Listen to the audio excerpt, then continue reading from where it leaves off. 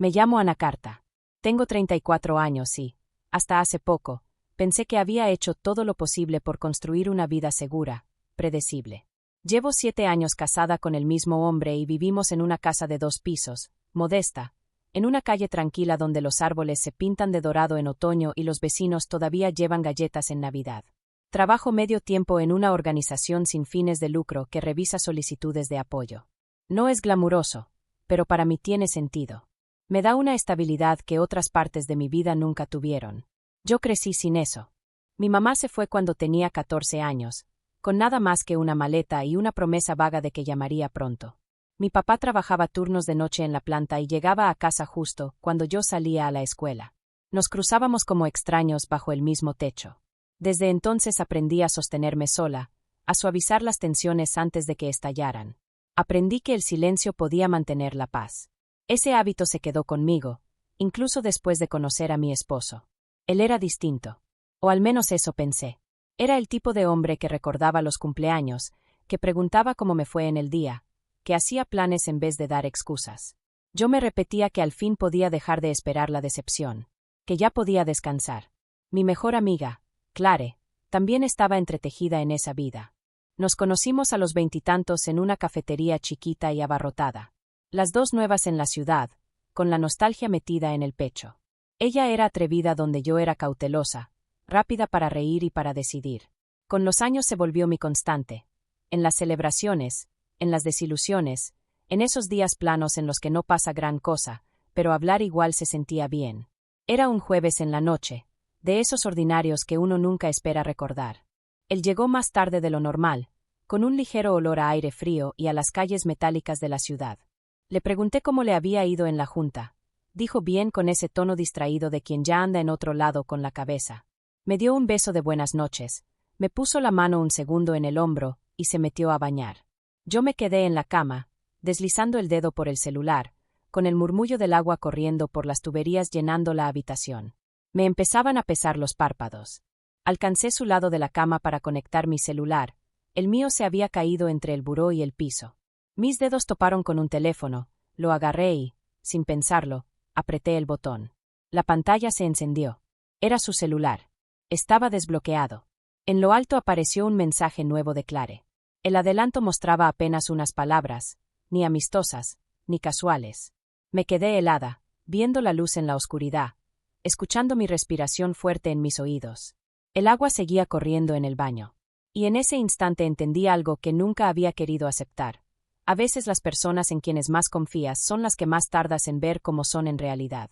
No abrí el mensaje esa noche. No porque no quisiera saber, sino porque me aterraba tener razón. Lo puse de nuevo en su lugar, en el buró de su lado, exactamente como estaba. Me recosté boca arriba. El ruido de la regadera llenaba el silencio como un zumbido.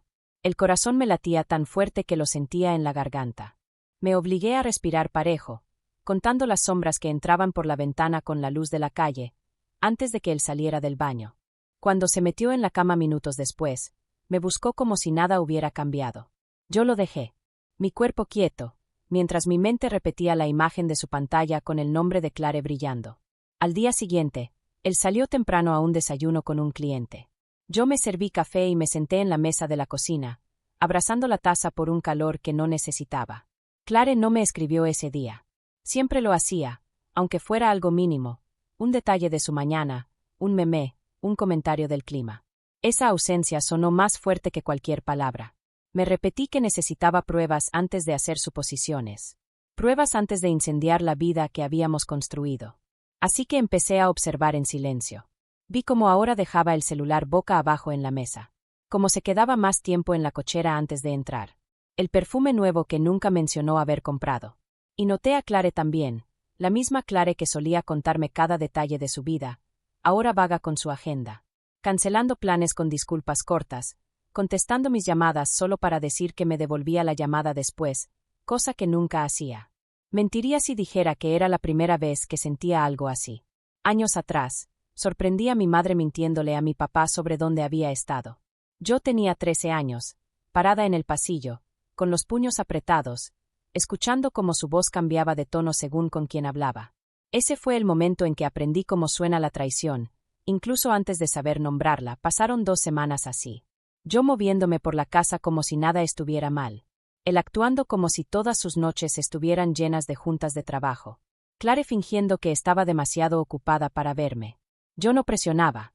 No lo acusaba. Pero cada detalle que guardaba en mi mente se sentía como otro hilo suelto en la tela de mi vida.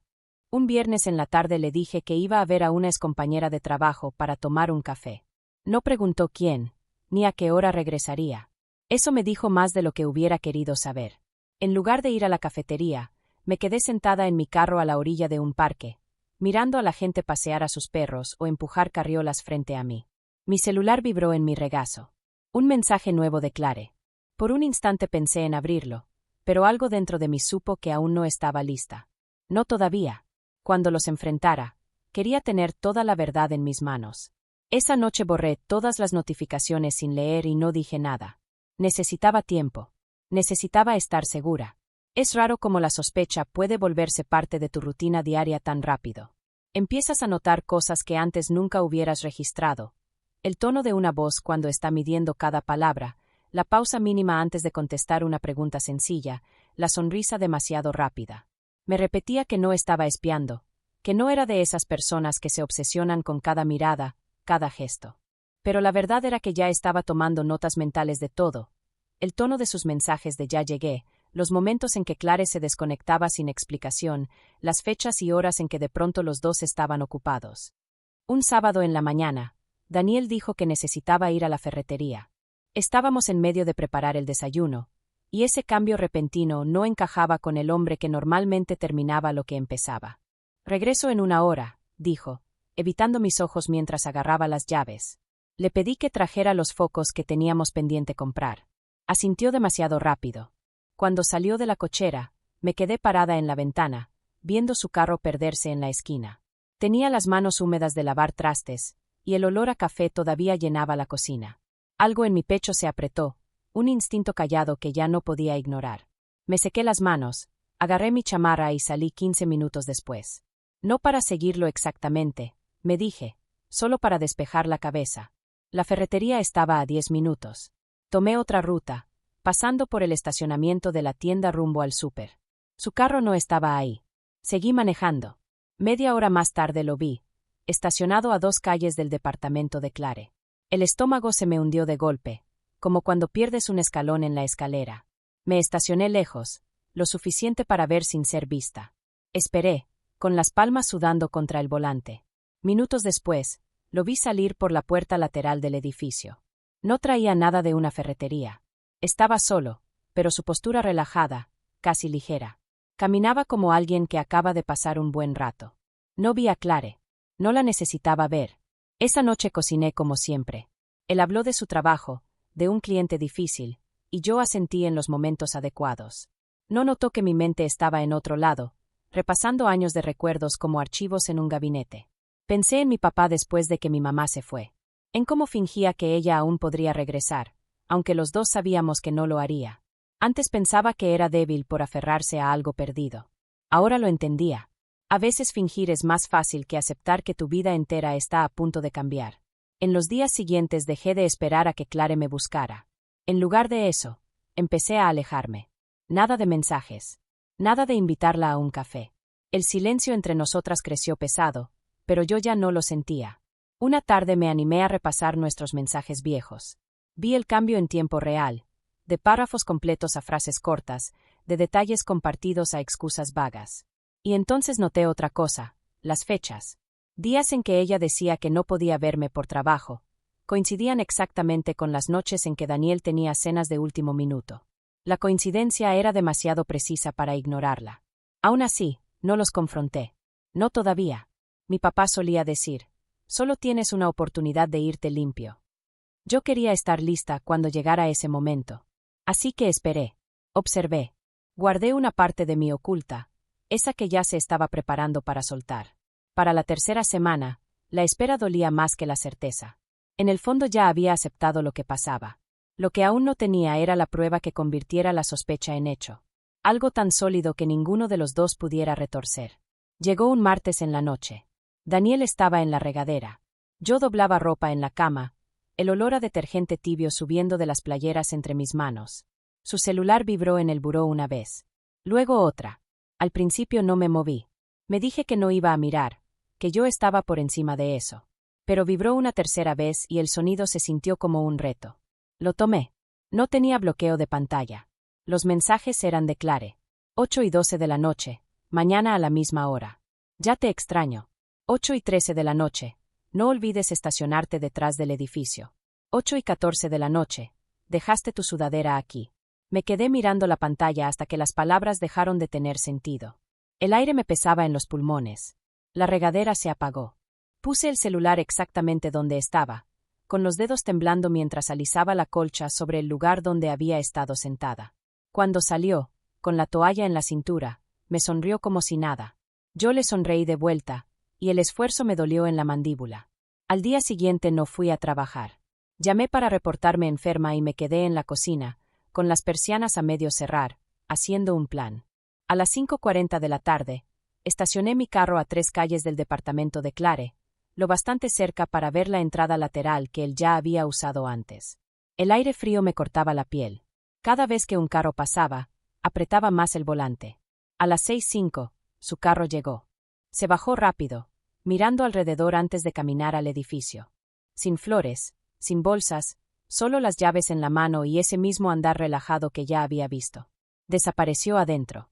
Esperé 10, 20, 30, 45 minutos. Entonces encendí el motor y me fui a casa. Ya no necesitaba ver más. Tenía lo que había venido a buscar. Esa noche no dormí. Me quedé en la oscuridad, viendo el contorno de las cortinas, escuchando su respiración junto a mí. Pensé en los años que pasé creyendo en los dos, en las formas pequeñas en que borraban mi lugar en mi propia vida mientras seguían sonriéndome de frente. Por la mañana supe que no los iba a enfrentar con gritos ni acusaciones. Eso les daría demasiado con que defenderse, demasiadas formas de torcer la historia. No, cuando me fuera, lo haría de una manera que no pudiera deshacerse. No me fui de inmediato. Esa fue mi primera decisión. Tomarme mi tiempo, no salir corriendo en una tormenta de enojo, no empacar una maleta a medianoche y azotar la puerta. No les iba a dar una escena que pudieran manipular en una versión donde yo fuera la culpable. En silencio, hice una lista mental de lo que era mío, realmente mío. Los muebles que había comprado antes del matrimonio, la cuenta de ahorros a mi nombre, la foto enmarcada de mi papá y yo en el lago, las cosas que traje a esta vida y que podía llevar a la siguiente. Durante 3 semanas me preparé. Pedí días personales en el trabajo sin decirle nada. Fui al banco. Firmé un contrato de arrendamiento a corto plazo en un departamento pequeño, a un par de colonias de distancia. Programé una mudanza para un día en que sabía que él estaría de viaje por trabajo. No se lo conté casi a nadie, solo a Lena, una amiga del nonprofit, la que tenía esa manera de dar calma solo con estar ahí. La mañana en que me fui, la casa estaba en silencio. La cafetera se encendió sola, llenando la cocina con el mismo aroma de siempre. Me quedé en la puerta un momento, mirando la vida que había construido, la vida que estaba a punto de dejar atrás. Mis manos no temblaban. Los de la mudanza llegaron a las 9. Trabajaron rápido, sacando las cajas que había empacado la semana anterior. No hicieron preguntas. Para el mediodía, el camión estaba cargado. La casa se sentía vacía, pero no de una forma dolorosa, sino limpia. Dejé las llaves en la barra de la cocina, junto a un sobre blanco sencillo. Dentro había escrito exactamente lo que necesitaba decirle a Daniel. Nada más. Lo sé desde hace tiempo. Ya no estoy enojada. Solo terminé. El contrato del departamento está a mi nombre únicamente ahora. Por favor, no me contactes. Cuídate. Sin acusaciones. Sin espacio para discusión. Solo la verdad. No dejé ninguna nota para Clare. Ella no se lo merecía. Cuando crucé la puerta, el sol me dio en la cara. No volteé atrás. El nuevo departamento era pequeño, de una recámara y una cocina angosta, pero era mío. Cuando los de la mudanza se fueron, me quedé en medio de la sala vacía, escuchando los ruidos lejanos de la calle. Abrí las ventanas. Dejé que entrara el aire y, por primera vez en meses, sentí que podía respirar. En los días que siguieron empecé a llenar el espacio poco a poco. Un sillón de segunda mano, repisas para mis libros, cortinas que escogí solo porque me gustaban, no porque combinaran con nada. Lena vino la primera noche con comida para llevar. Nos sentamos en el piso, con las piernas cruzadas, comiendo noodles de cajitas de cartón. No hablamos mucho de Daniel ni de Clare. Hablamos de dónde estaba el mejor tianguis orgánico, de un documental que quería que viera, de la posibilidad de que yo tomara más horas en el trabajo. Daniel llamó una vez. No contesté. Nunca volvió a llamar. Clare tampoco me buscó. Ese silencio era exactamente lo que yo quería. Un mes después, llegué a la oficina del Nonprofit con una propuesta para un proyecto que llevaba años imaginando, uno que daría apoyo directo a grupos comunitarios pequeños. A mi jefa le encantó.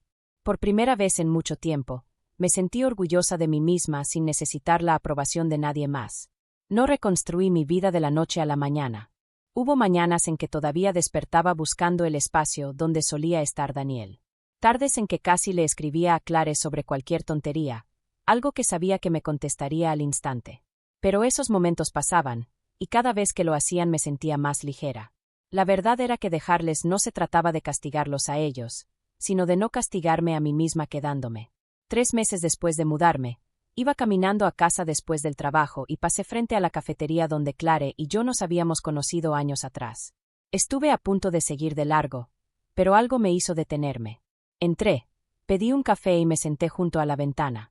El sol estaba bajo, bañando las mesas con una luz cálida. Saqué una libreta y empecé a hacer una lista, no de lo que había perdido, sino de lo que había ganado: paz, independencia, espacio para elegir. Cuando terminé la lista, cerré la libreta, la guardé en mi bolsa y salí al aire de la tarde. Ya no era la misma persona que 3 semanas atrás había estado en esa casa, abrazada a un celular en la oscuridad y dudando si sería lo suficientemente fuerte para enfrentar la verdad.